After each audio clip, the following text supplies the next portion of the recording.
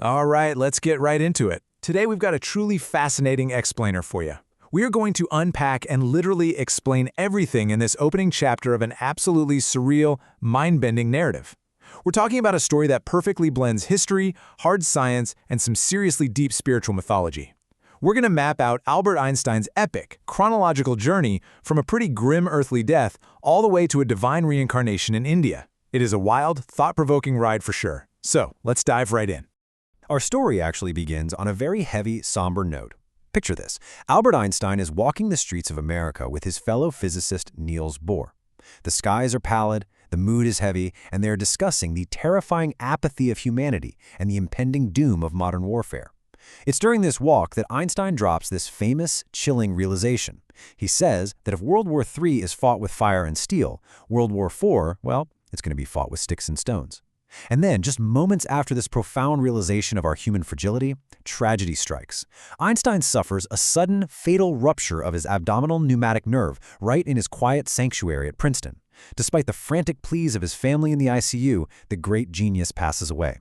But, as our source material immediately reminds us, death is definitely not the end of this story.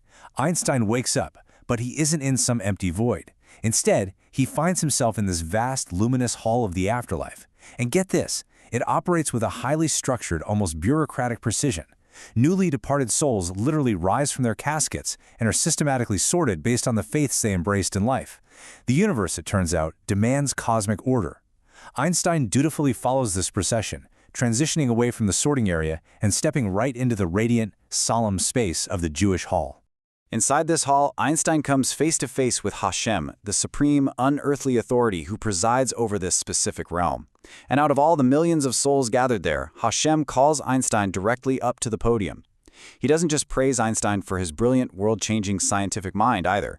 He actually explicitly honors Einstein's lifelong devotion to the pacifist principles of Gandhi. Hashem recognizes that Einstein carried this deep, abiding love for humanity, despite the intense hatred and conflict he faced during his time on Earth. Because of this steadfast faith and his commitment to pacifism, Hashem offers Einstein something truly extraordinary, a cosmic choice. Einstein is given the incredibly rare option to either stay in the eternal, peaceful embrace of heaven or return to Earth to walk among the living once more. So what does he do? Well, he chooses Earth, but he's got a condition. He asks to be sent to a land where humanity and divine reverence flourish together.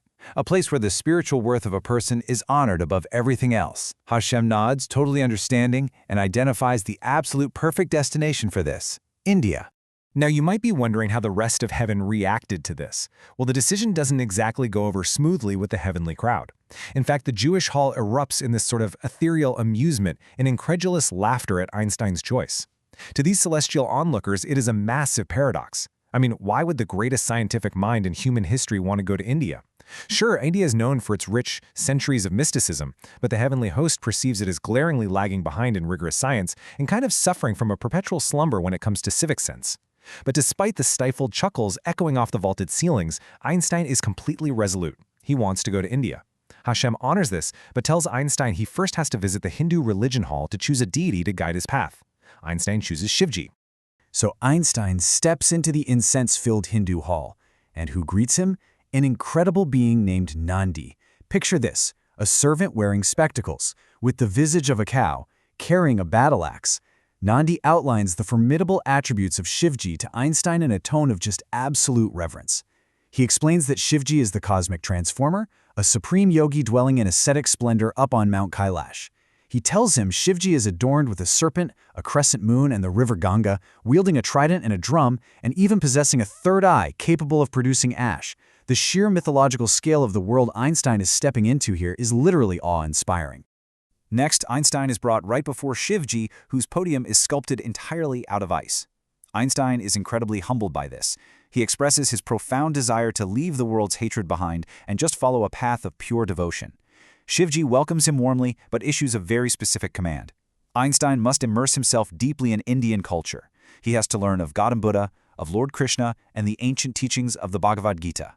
With that cosmic directive officially given, Shivji commands Nandi to take the great scientist to the embryo conversion chamber to get him ready for his descent back to Earth.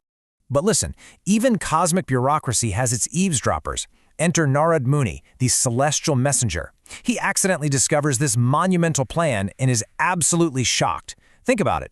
The greatest scientific mind is incarnating in India, and the supreme deity Krishna hasn't even been told yet? No way.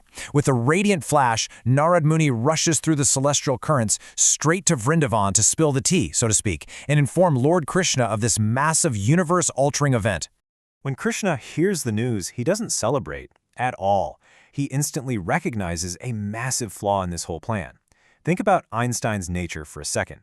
He is fiercely independent, solitary, totally absorbed in his own imagination. He's a man who thrives on isolation indoors. Now compare that to India's culture. It's a society built on communal togetherness, deep kinship, and intense family devotion. Krishna realizes that dropping this intensely solitary soul into such a deeply interconnected society is a recipe for absolute disaster. So what does Krishna do? He immediately travels to Mount Kailash and demands that Shivji halt the reincarnation entirely. And this brings us to a really profound question, one I want you to think about as we unpack this chapter. How exactly can a solitary genius survive in a communal world? Shivji literally stops the process, suspending Einstein's embryo mid-air in the Earth's magnetic field. It's just caught there, floating between heaven and earth.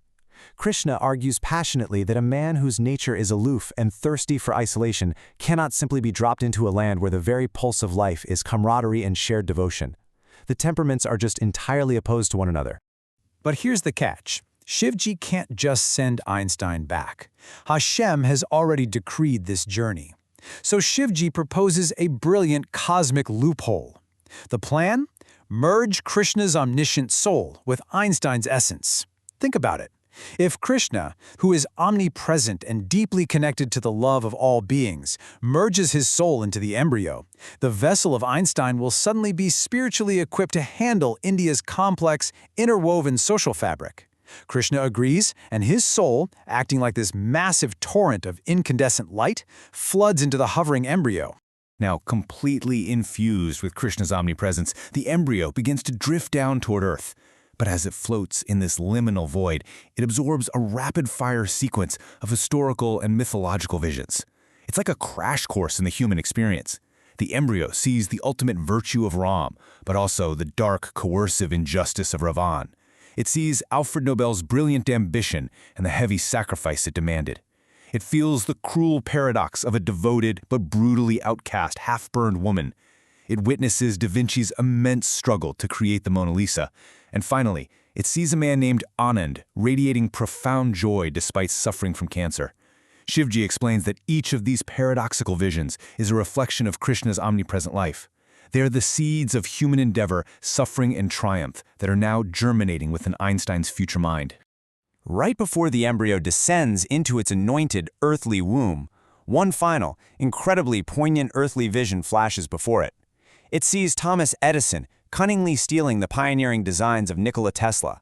It's a stark, brutal reminder of human ambition, betrayal, and frailty in the realm of science, which is, of course, the very realm Einstein once dominated. With this final, heavy lesson woven into his cosmic tapestry, the embryo finally enters the womb. Meanwhile, down on Earth, the expectant mother, Urvashi, is suddenly startled awake in the middle of the night. She experiences this divine phantasm, a totally startling dream where a resplendent, 10-headed Krishna appears right to her. Trembling, she wakes her husband, Amesh, but Amesh is calm. He correctly interprets this profound vision not as something to fear, but as a deeply auspicious herald of destiny. He reassures her, saying that a mother carries the future, and this dream is a clear sign of incredible beginnings. And so, the moment arrives. The rebirth finally occurs in the age of Kali Yuga. And despite the trials of this dark age, the heavens absolutely rejoice, showering celestial flowers down upon the earth to celebrate the birth of Christian soul wrapped in Einstein's genius. Down on earth, it is a scene of pure triumph and joy. Amesh goes all out, organizing traditional Hindu festivities with oil lamps, incense, temple bells, and joyous gatherings with friends and relatives. It really feels like destiny itself is presiding over this humble home. To bring this epic cosmic journey full circle, we go back up to Mount Kailash one last time. Shivji tells Parvati that he simply cannot miss this rare opportunity to honor Krishna's rebirth. So Shivji actually disguises himself as a humble ascetic, a sadhu, and descends to earth. He arrives at the family's home seeking alms. The mother, following deep-rooted Indian custom, brings the newborn out so the holy man can bless him. In a beautifully quiet, intimate moment, Shivji kneels and touches the tiny feet of the infant, passing on a ripple of divine benediction before vanishing back to his mountain. The cosmic convergence is totally complete, and it leaves us with one incredibly provocative thought. When you take the unparalleled solitary genius of an Albert Einstein and you infuse it with the communal, omniscient love of a divine being, how exactly will that child grow up to change the world? Well, I hope this explainer gave you a clear, structured look at everything in this astonishing narrative. Keep questioning and keep learning.